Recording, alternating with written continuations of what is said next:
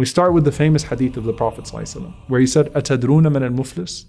Do you know who the bankrupt person is?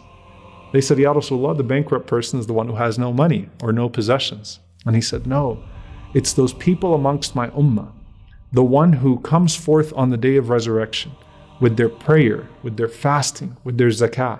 Imagine a whole lifetime of Laylatul Qadrs and Salah and Sadaqah, but he insulted this person and he slandered this person and he consumed the wealth of this person, he shed the blood of this person and he beat this person.